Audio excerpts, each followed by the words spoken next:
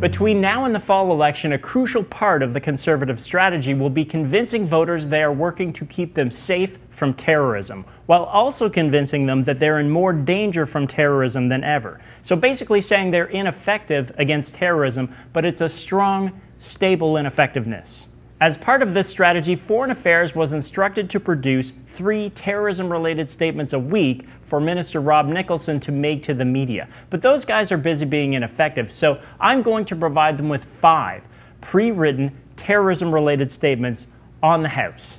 Canadians are much more likely to be struck by lightning than killed in a terrorist attack, but that doesn't count terrorists who hijack lightning bolts. A recent Pew poll showed that citizens of Turkey, a country that borders Syria and has suffered direct attacks by ISIS, ranks climate change as a bigger threat than ISIS, unlike Canada, which benefits from direct, unrestricted access to Wolf Blitzer.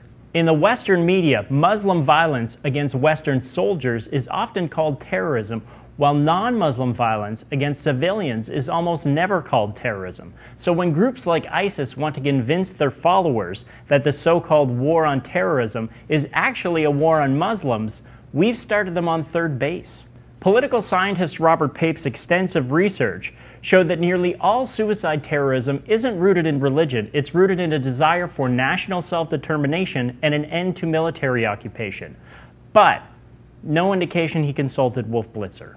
CIA Director John Brennan recently admitted that foreign policy can cause terrorism, which is worth considering the next time our government portrays terrorists as unthinking killbots who understand nothing but murder. So there you go, Minister Nicholson. I hope that helps lighten your load of shameless fear-mongering.